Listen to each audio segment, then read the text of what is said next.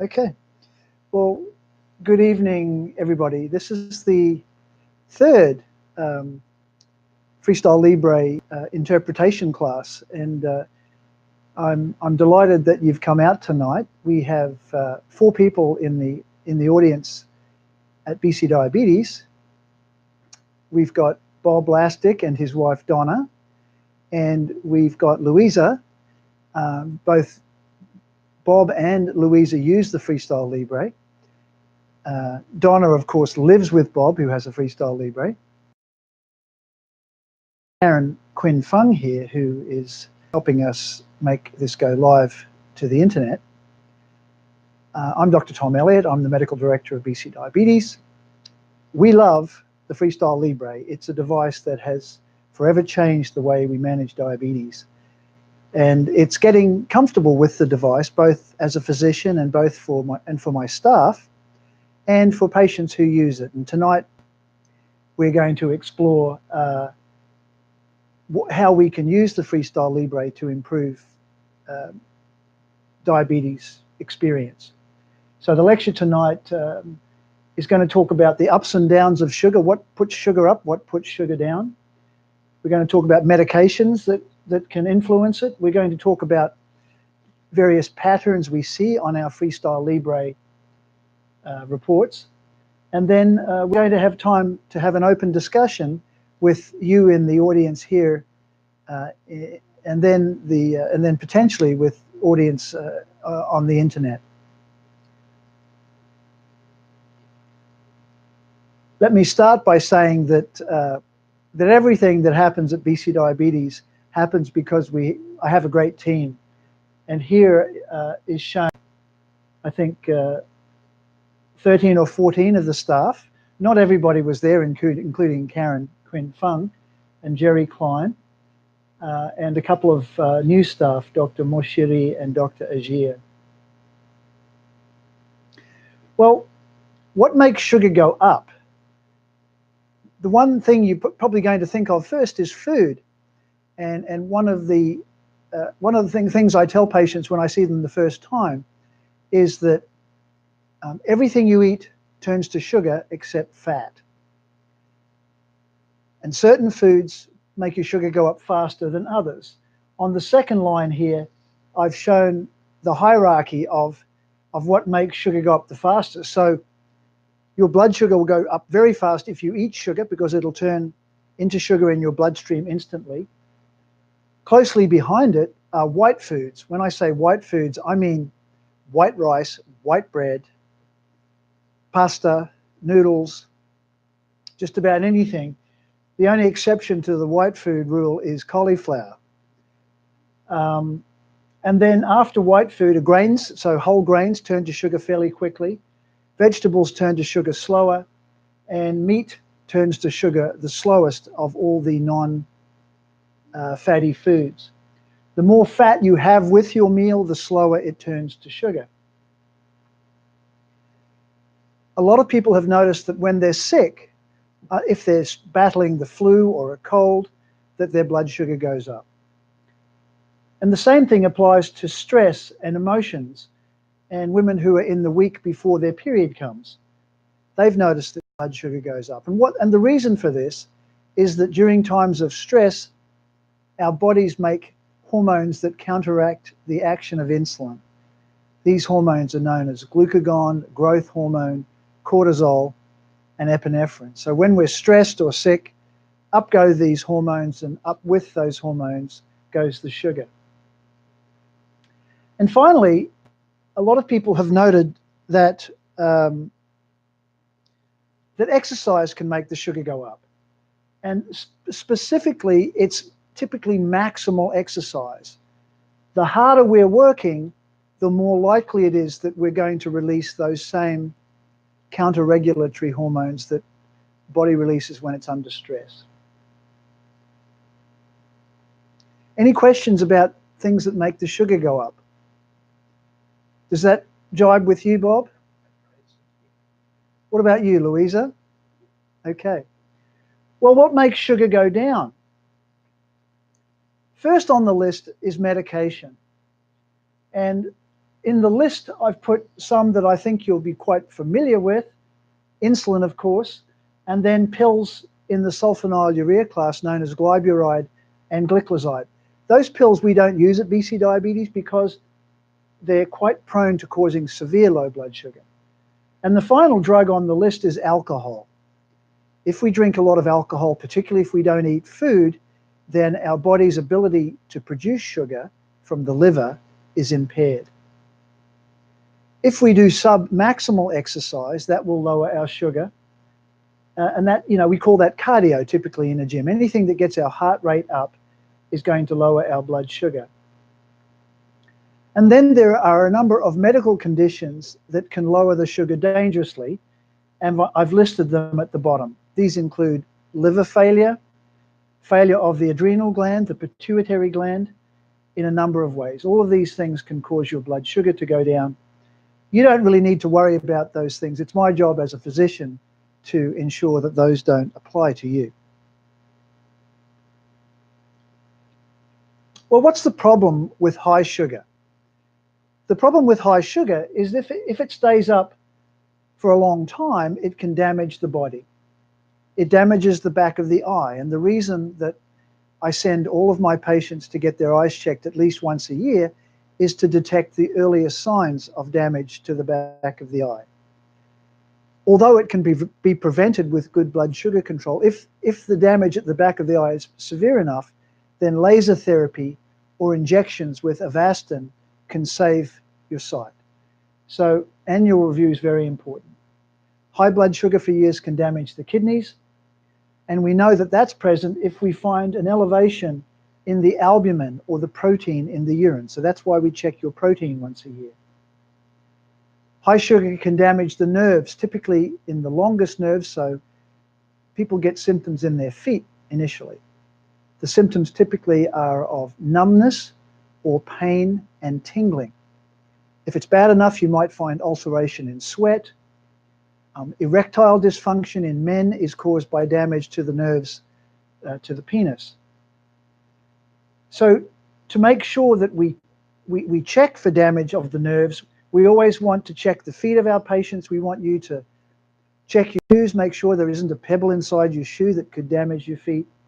We want you to cut your toenails carefully. And if there's significant damage to the nerves, we want your toenails to be cut by a podiatrist. Low blood sugar, on the other hand, damages the body very quickly. Sugar is the fuel of the entire body, and it's the fuel of the most important organ of the body, that's the brain. If your car runs out of fuel, you stop. If your brain runs out of fuel, bad things happen. We rely on our brain for consciousness, for judgment, for reflexes. If we have low brain function, bad things can happen. I've listed the series of events that happens as our sugar gets lower and lower. The first thing is we may be confused. It's a bit like drinking too much alcohol. We know that initially it might be quite fun, but then we get confused, we get agitated, we might start fighting, we might say things that are out of character with our personality. Eventually we'll go into a coma, have seizures, and then if the sugar is low enough, it can be fatal. So we want to avoid low blood sugar at all costs. High blood sugar for an hour, for a day, for a week, for a month isn't really going to hurt us. But severe low blood sugar can be fatal. So we always want people to test their sugar when they need it, when they need to have good judgment, and that includes driving before operating machinery. The rule is never drive under 5.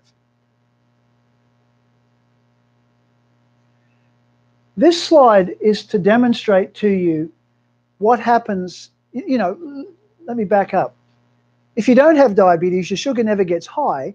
That's because the body squirts out just the right amount of insulin whenever it's needed. And we have our own sensors in our body. So the Freestyle Libre senses sugar and measures sugar. Well, we have the same sensors inside our cells, the same cells that make insulin. As soon as the sugar gets above about 5.7, out shoots a whole bunch of insulin. And you can see here's someone having breakfast, and the insulin level goes up very fast. As the food is digested, it comes down again. Lunchtime, it goes up again. And here's dinner time, and again. So we have insulin that goes up at meal times, but we also have a little bit of insulin that's around when we're not eating. And that will become relevant in the next slide.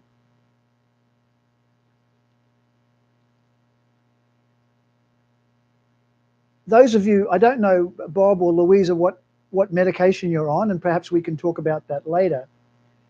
But what we like to do is to give shots of very fast insulin just before a meal. And here you can see 3 shots of fast insulin. And then we can give 1 shot of long-acting insulin that can mimic this pattern here. This slide demonstrates the different types of insulin that are available on the Canadian marketplace. There's 2 that you'll recognize. The fastest insulins are aspart, glulisine, and lispro, and you can see they're the red one. They go up pretty quickly. It's quite pointy. It looks just like the insulin levels that occur in people who don't have diabetes. And the second insulin we use is insulin glargine. That's the one that had the change with pharmacare recently. Pharmacare isn't going to fund the brand of Lantus after November 25th, but they will fund another very good brand called Basaglar. So we typically use 2 insulins at BC Diabetes. We use the very fast insulin at meal times, and we use a very slow insulin, typically once a day, to give the small amount of insulin in the background. We call that basal insulin. And here we've got insulin levels being mimicked in the red sign is what happens when you give shots of insulin, and the blue is what happens in nature. So we're pretty good at adjusting all these things. Well, let's start by talking about basal insulin. Is that off the screen? Is that something that I can control?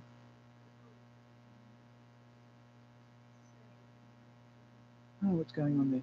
Anyway, the left-hand edge of the screen has been obscured. We need a little bit of insulin 24/7, and we can achieve that by using insulin glargine, as I mentioned. There's an alternate insulin called Degludec that we like, and the other alternative is to use an insulin pump. In most cases, insulin pumps are not necessary, and we won't be talking about pumps today. We know that the dose of the long-acting insulin is correct when the sugar at breakfast is between 5 and 7. So that's the target that many of you will remember having been given previously. And then the fast insulin, the brands I've listed there of lispro, aspart, and glulisine, we like to give with every meal. And we think that if the sugar 2 hours after the meal is between 6 and 10, we think that you've done a good job. So that's the way we used to adjust insulin before we had the Freestyle Libre. The arrival of the Freestyle Libre as part of CGM, or continuous glucose monitors, has been a revolution. It's changed forever the way we manage diabetes, and that's why you're here tonight. CGM and Flash make for better outcomes. They make for happier people with diabetes and their families. Is that true, Donna? Are you a happier wife to Bob since he's had this new device, or not really?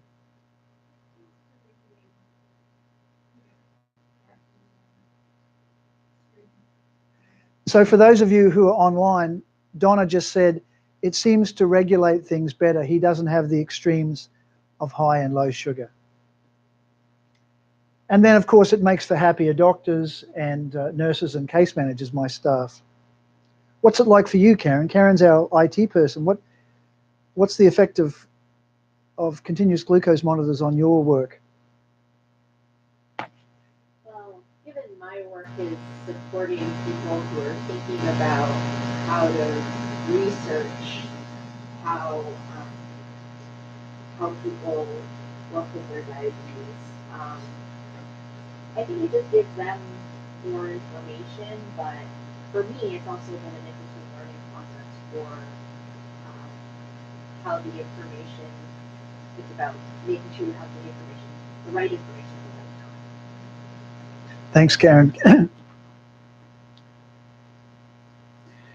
What I'd like to do now is take you through a few Freestyle Libre reports to get you comfortable with the information that's given. At the top of the screen, not perfectly shown, are some numbers that are given. The one of interest is the estimated A1C. You all know that the A1C is the test that we typically order every 3 months.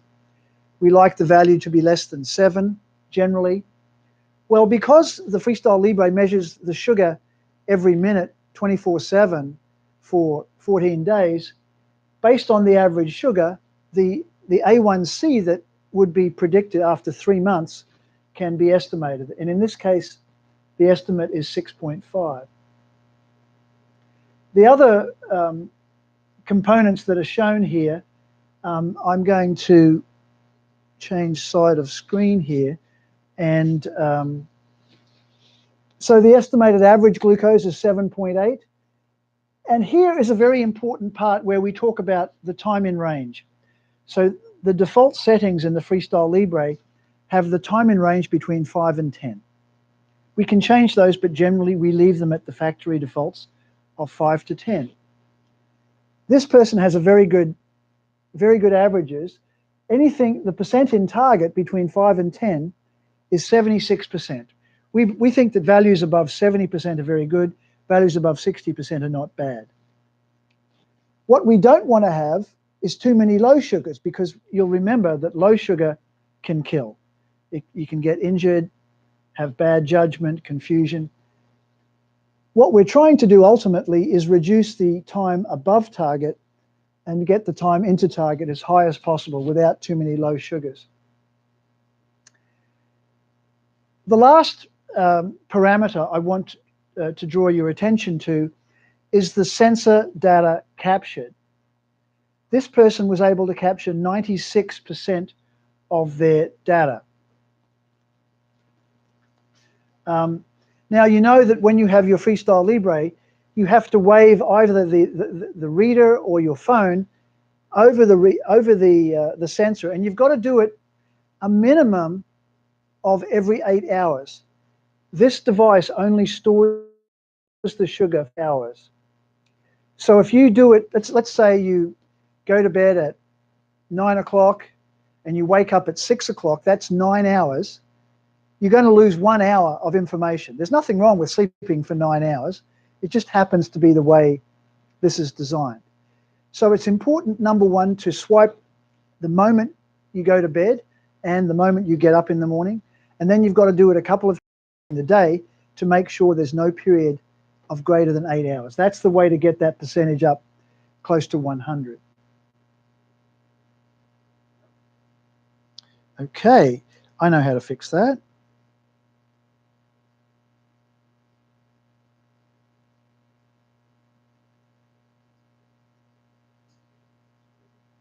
Here we go, I got it. We're good.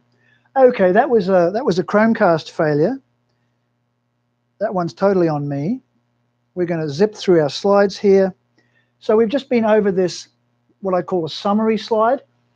And over to the right, we can see a tracing. This blue line is the average sugar over 14 days.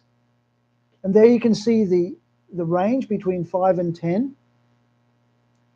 And this shaded area is the 75% confidence interval. So the chances are that the blood sugar is in that light blue shaded 75% of the time. That's very useful information. The next section looks at low blood sugar. Anything below 3.9 is considered low and is shown up as a red blip. Now, I should say that most of you have noticed that the Freestyle Libre is not as accurate as the finger poke. We know that, and although we do look at the values, we're much more interested in the trend line. Is the sugar trending up? Is it trending down? Or is it trending stable? Under 5, it's not particularly accurate. So a lot of people will have measurements below 5 and they won't notice anything. The most important thing is that you look at that, you test your sugar with a finger poke to make sure that you're not low, and gradually you'll come to have an understanding about how these devices work. So what we're going to do now is we're going to look through some very common patterns to figure out what we could do. So here's a person, and we've got a tracing over 24 hours. And the first thing I want you to look for is, are there low blood sugars? We don't like low sugars because it can be dangerous. Louisa, can you see any low sugars on this tracing? Anything below that line is low. It's below 5. Can you see anything below that line? Do you see these numbers here? Those are all slight low sugars. So we just want to make sure that none of those are bad. Does the patient feel them? Have they poked their finger to see if they're really below 5 or not? You've had 3.2. Always in the morning, because I take the medication gradually to decrease the sugar. So I make sure when I go to bed, I make sure it's 11, and then I might not be as low as Okay. 3.2 in the morning. Thank you, Louisa. For those who are online, what Louisa said is she often wakes up in the morning and her sugar's 3.2, and the way she gets around having it badly low is that she makes sure she goes to bed with a sugar of 11. Now, we're going to come back to that, Louisa. What you're doing is smart, but I think there's something that I, as the doctor, need to advise you. So we're going to talk about that.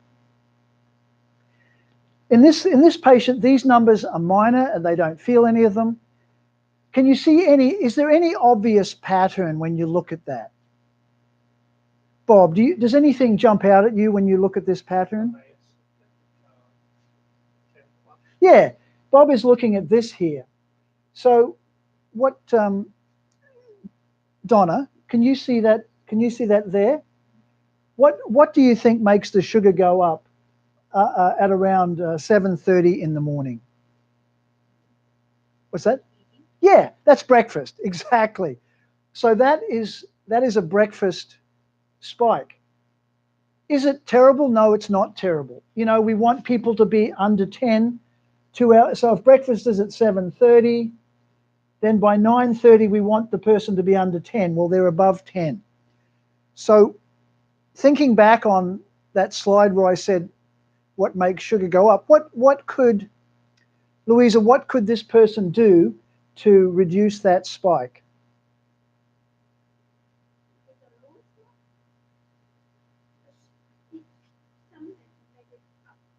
No, this sugar that's high here. They could eat less, or they could change what they eat. Maybe they're having some box cereal that's full of sugar. They could change it to steel-cut oats. That would be better. What if they're already on a very strict diet and they're eating a small helping of steel-cut oats, they're not putting any sugar on it, and it's still going too high? Can you think of anything we could do? Well, this is a high sugar, so we need more insulin. Yeah, so one thing we could do is we could give one of those fast insulin doses. Louisa, do you take insulin? Yes, when in the morning, but I take it gradually. Okay. Bob, do you take insulin? How many types of insulin do you take? 2. Okay, do you take a fast insulin? At dinner. You take it at dinner. Well, this person could take fast insulin at breakfast, and they could start with a small dose, say 10% of let's say they're taking 20 units of the long-acting. They could take 20% of 20, which is 4. They could take 4 units, and they could see what happens afterwards. And if they could gradually increase the dose to make that peak go under 10. So that's one thing they could do. All right, let's move on to another pattern. Okay. Karen. Karen, what do you see on this screen? An awful lot more red. Yeah, there's a lot of red. Red means low. What's the commonest, in a diabetes clinic, the commonest cause of a low blood sugar is too much insulin. So the first thing we have to ask this patient is, what are you taking? And sure enough, they're on insulin. They're on very long-acting insulin. They're on 80 units a day of glargine or Lantus. And what we have to do is we have to dramatically reduce the dose. So in this person, I think we reduced the dose by 30%. We saw them a week later. They still had some red. We ended up putting them on only half the original dose. So instead of taking 80 units a day, they were taking 40 units a day. So this is a pattern of low blood sugar.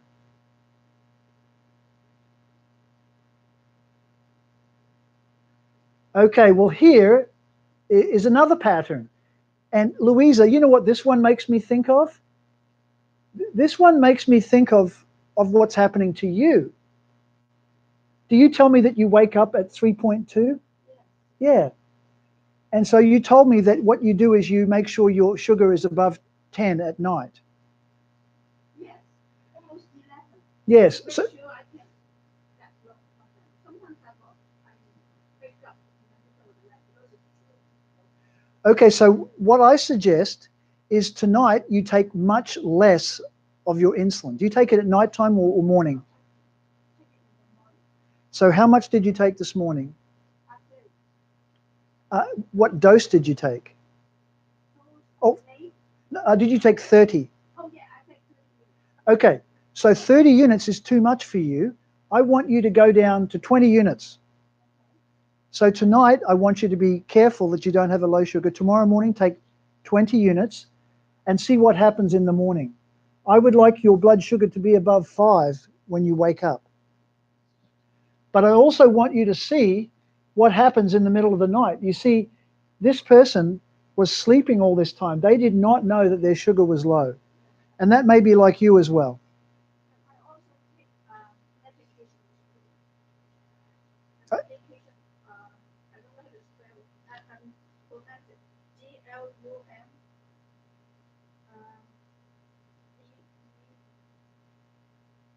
BCDiabetes 1000. Can you show me on your phone, please? Um, Can you give it to me, Louisa? yeah,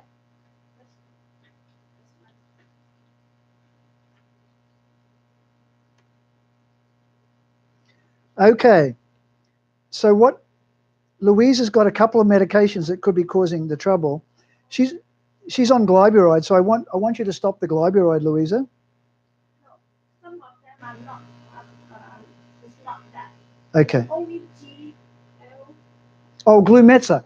Glumetza is metformin. I want you to stay on the metformin, but I want you to reduce the insulin by 10 units from 30 to 20. So everybody online, this is a very useful exercise. One of our attendees, Louisa, is on too much insulin, and I'm really glad we found that out. So she's going to make a big reduction in her insulin tomorrow morning so that she doesn't have these low sugars when she wakes up. I take it in the morning. Does it matter? No, taking it in the morning is good. It trickles out over 24 hours. So you can still take it in the morning. All right. This, you can see on the title, on the subject line, I've given it, I'm giving you what I think the problem is. So the first question is, are there any low sugars? Is there anything below 5? No, there's nothing below 5. Is there anything above 10? Bob, what do you see? Does anything jump out at you? What jumps out at you? Yeah, the sugars are a little bit high here, but they're going sky high. So the average sugar at 10 o'clock at night, you see there's a cutoff here. This person has a long sleep, so we miss out on about an hour here because they don't get up until, you know, they don't get up until 8 hours after that point. They get up at 6:30 in the morning.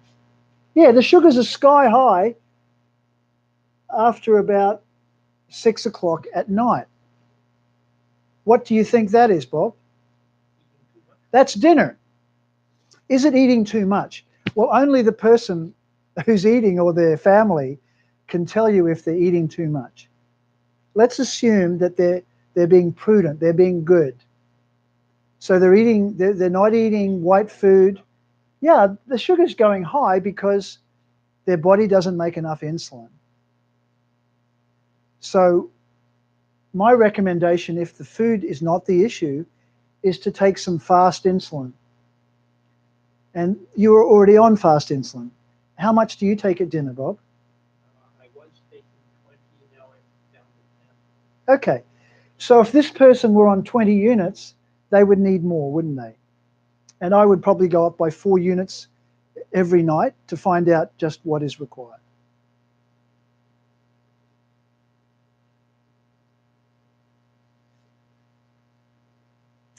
Okay. The title says high at breakfast and after lunch and dinner. So the first thing I want, are there any low sugars here? There are a couple, but we're going to ignore them for this discussion. They're not real. They're the machine just not being very accurate. Does anything jump out at you, Donna? This is the target between 5 and 10. Does anything jump out at you on this pattern?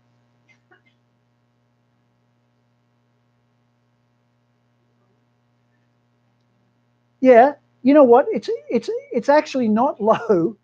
It's actually good. It's because everything else is so high. So yeah, that looks like a low, but it's actually between the targets. I'll tell you what jumps out at me. This one.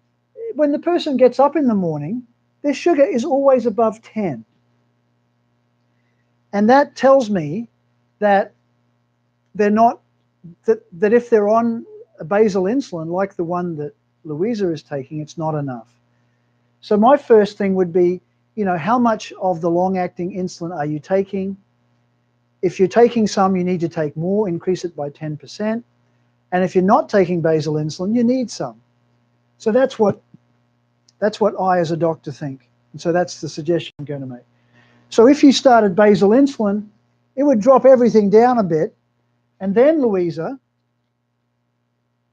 or Donna, this might turn into a low blood sugar. So that's what we're going to do. We're going to give some more basal insulin, then we're going to see what happens after meals.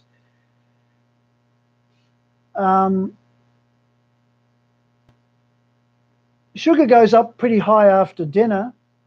Maybe the person needs a bit more of fast insulin at dinner, or maybe they need to change what they eat or eat less. And they're also kind of high after about 1:30 in the afternoon. So maybe lunch could be changed. Maybe they could change what they eat. Maybe they could take a little bit of fast insulin. But we see it going down here. This is a pattern we see in people who go to the gym. They might be exercising here. So we don't want them to exercise less. They may need to change what they eat for lunch or change the amount of insulin.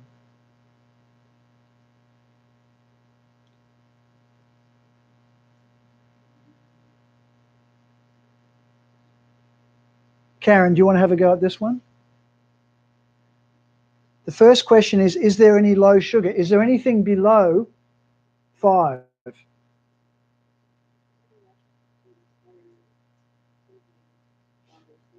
Yeah. This looks like you, Louisa. Same problem. Too much long-acting insulin. It's so common, and the reason is I'm the reason for it, because before we had this technology, we used to give people long-acting insulin once a day, and all they would do is they would test their blood sugar when they wake up. Well, you know, if you wake up at 7 o'clock, your sugar's 5. 5's a good reading. We didn't realize that the sugar was low all of that time. So the doctors are to blame for that. And what we have to do is educate you guys to tell us there's a problem, and we see you every couple of weeks. We can see it ourselves, but we want you to recognize this. There's one teaching point here. If I were talking to medical students or residents, I would look here and I would say, you know, the blood sugar. So I asked the patient, you know, what time is breakfast? And they say, well, you know, breakfast is usually around 7 o'clock. But I noticed that the blood sugar starts going up before 7 o'clock, starts going up at 6 o'clock. So I check the settings in the Libre to make sure that the clock is set correctly. And then I can see that the clock is set correctly. This rise in sugar here is sometimes due to those hormones we talked about, growth hormone and cortisol. And we know that in some people, sugar rises from dawn, and it's actually called the dawn phenomenon. It's hard to treat. Okay, so we're going to give the person less long-acting insulin. And once we fix that, we're going to worry about what happens during the rest of the day.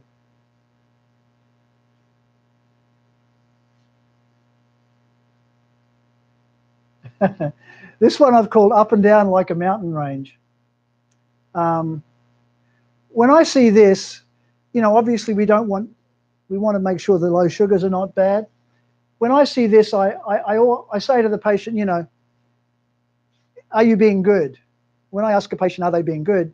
They kind of know what I'm talking about. What am I talking about, Bob? Sugary? Yeah. Are you being careful with your diet? Are you getting some exercise? That's the first thing. And if that's not a problem, then we need to do something about these high sugars with this sugar starts going up at 3 in the afternoon. I say to the patient, what's going on? Well, you know, I'm at work and someone's around, you know, donuts. So I start eating at work. I get home and I have dinner, and next thing you know, my sugar's 15 or 20. So that could be dietary, and then perhaps we need to give some fast insulin as well.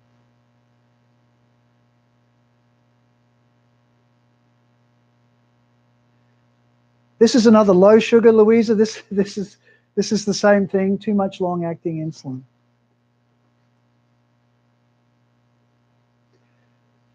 This slide is one that we see quite commonly now. When I first started using Freestyle Libre, I just gave it to people who were on multiple shots of insulin. But recently, we've started giving it to people who have brand new diabetes. They've come to the clinic. It's the first thing they know. They've got diabetes. So what we give them is we put the Libre onto them, and we say to them, you know, I want you to be good. I want you to get some regular exercise. I want you to stay away from sugar and white food. And let's see what happens. So this person came in a week afterwards and I said to them, are you being good? She said, yes, doctor, I've eliminated. She was Filipina, and she said, I've stopped eating white rice. I don't eat desserts. I'm going for walks twice a day with my husband, and the sugar is really, really high. So what this tells me is this person's body doesn't make enough insulin, and they need to start on insulin. So what I would do would be to start them on a shot of long-acting insulin. We'd start with a small dose, perhaps about 0.1 units per kilo. So I think she weighed 40 kilos, so we gave her 4 units of long-acting insulin, and we said, I want you to raise the dose every day until your reading is under 7 in the morning.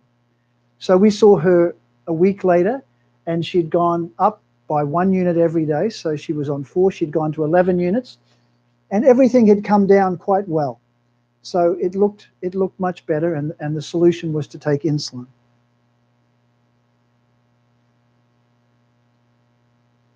Okay, I think we've looked at enough patterns now, and we can have a chance to take questions from the floor. Are there any? Is anybody logged in, Karen? One person is logged in. Have they asked any questions? Okay. Hello there, whoever you are online. Thank you for tuning in. This is our first go with YouTube Live. If you have a question, please message us and we will address it.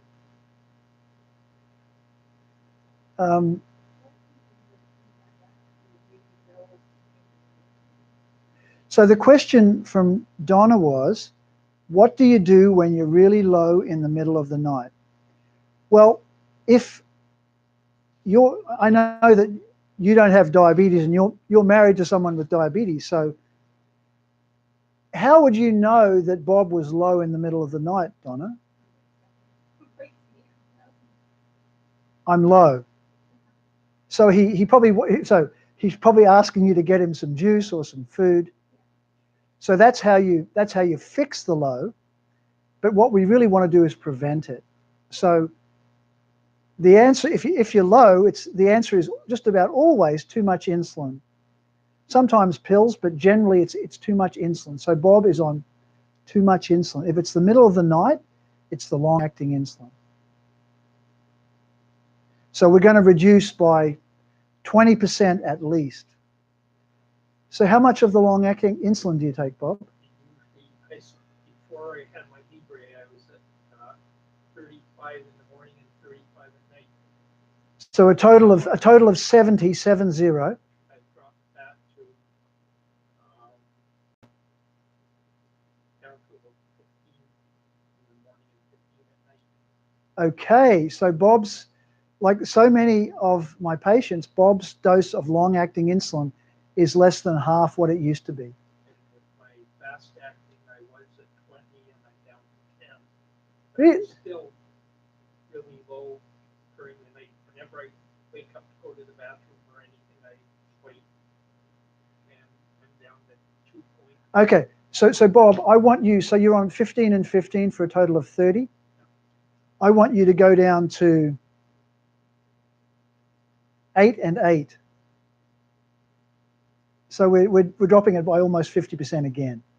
So tonight 8 units, tomorrow morning 8 units. Do that for a couple of days. I'm also on fluid at night. And do I drop that at all? Or Can you say it again? Mitamide? Metamide. Yeah. What's that for? Or, not saying it right. Mitamide? Is it? What's it for? Is it a diabetes pill? Yeah. Lopetamide. Okay, I'll have to check that out.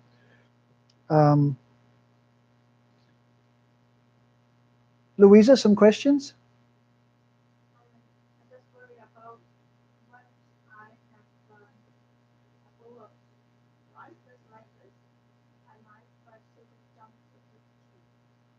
But Okay, now, so I believe the medication I take will not be so for those of you online, Louisa, we get, of course, Louisa and Bob are my patients, and I should know them really well, but I don't. But Louisa has reminded me that she's taking 1 shot of long-acting insulin, and it's too much. So we've asked her to reduce it a lot. And now she said even when she has a small bowl of rice, her sugar goes to 18. Is it white rice, Louisa? Yeah. I did not know that the fluctuates so much Yes. until I have the Yes. So remember in that second slide, sugar ups, the things that make sugar go up are sugar and then white food. So white rice, it's delicious, but it turns to sugar almost instantly. So it's not wrong to eat white rice. You could try changing to brown rice. I know culturally that's not well accepted. very stable. rice table. The rice I eat makes the sugar rice table now. What rice do you eat now? I've forgotten, but it's a little bit yellowish than the white rice. Is it like pre-cooked? Is it Uncle Ben or something? Or is it brown rice? I did not buy it from the store. I bought it from the Chinese Okay. store, so I don't know. I think you're eating a kind of a brown rice. So what you're telling me is it's not white. So the browner it is, the slower it turns into sugar. Yeah. And there's a term called glycemic index. Glycemic index is a measure of how fast it turns to sugar. A glycemic index of 100 is sugar. A glycemic index of broccoli, I think, might be 20. A glycemic index of brown rice might be 50. But if you wanted to eat white rice, you could still do it without a guilty conscience. You could take some fast insulin. I'm not taking fast insulin. I'm only taking the one that Yeah. is low. Reduced. I want you to know that eventually you will need fast insulin. Oh, yes, I'm going to see Dr. Chen at next week. So Okay. I'm not Donna, any questions from you?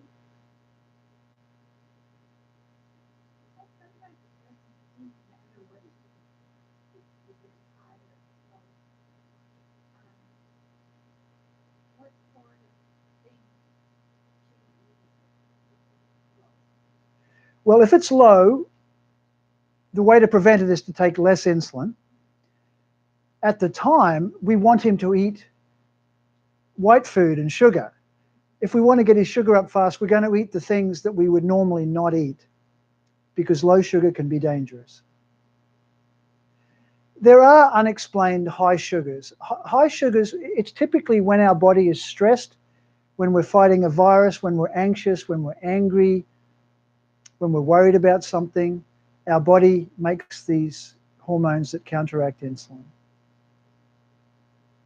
And sometimes our sugar is low when we're feeling good, when we're on holiday, when we're relaxed, when we're free of whatever it is that was getting us down. So we can use blood sugar as an indicator of the health of our inner self.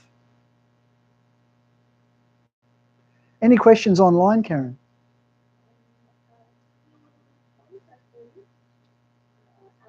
How high of a spike after a meal should I shoot for? I'm type 1 and I take fast acting insulin for each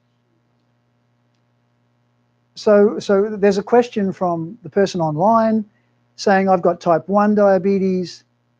What should be my target after a meal? Well, in the days before Freestyle Libre or CGM, like a Dexcom, we would say, we want you to be between 6 and 10, 2 hours after a meal. 1 hour after a meal, typically the sugar is going to be a bit higher. With the new technology, I think a reading, you'd like to keep yourself under 10. So, that's going to be, you're going to use, judiciously, you're going to use fast insulin. You're going to make prudent choices with meals and see what happens. Now, ultimately, one of the things that's happened with this CGM or freestyle revolution is that we feel bad if our sugar goes above 10. What we really want to do is, on average, that our sugar is below 10 after a meal. At the end of the day, we want to have a good average sugar, because a good average sugar means that we're not going to get damage to our eyes, our kidneys, or our nerves. So I don't want you, the online viewer, I don't want you to get too upset about sugars going above 10, but on average, we want it to be less than 10. There are some newer insulins that work faster than the old insulin, and ask your doctor about Fiasp. Fiasp is a new insulin that's a bit faster than the other ones, and it hits a bit sooner. Another strategy is to take the insulin before the meal. So if let's say we know it's going to take 10 minutes for the insulin to hit, and you're going to have, you're going to eat some white food because you're going out for dim sum, then you could take your insulin 10 minutes before the meal, or even 15 minutes, depending on what your pattern is. So take it a bit earlier, try taking some of the newer insulin, and then ultimately perhaps change what you eat. There's two types of insulin. One is fast acting insulin, and the other is slow. I'm going to show you a slide here. There are many different types of insulin. Here we go. The only insulins that I use commonly are fast and slow. There is this insulin called regular insulin is the insulin that was discovered by Banting and Best in 1922 when they won the Nobel Prize. They were working in Toronto. That insulin is not quite as fast. And then there's another insulin called NPH, which is slower. We don't think there are not many reasons to use those insulins. There's another one called Detamir, which is pretty good. That one's used in pregnancy because glargine for certain reasons is not preferred. Ultimately, what the companies that are the manufacturers of insulin, what ultimately they're doing is they're trying to find insulins that are even faster. They have a sharper peak, and insulins that are slower. So, for instance, we're involved in some clinical trials with an insulin that you give once a week. Once a week. So as long as you get the dose right, it's going to be good. Imagine if you gave too much insulin, you'd be fighting low sugars for a whole week. So it's a two-edged sword.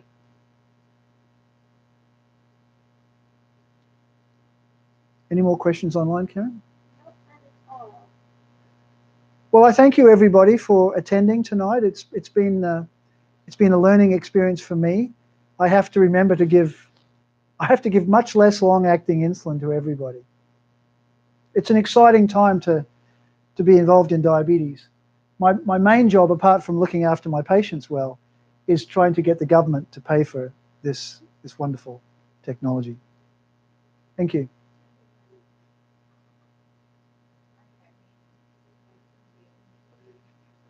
What's that? Yes. Yes, we have.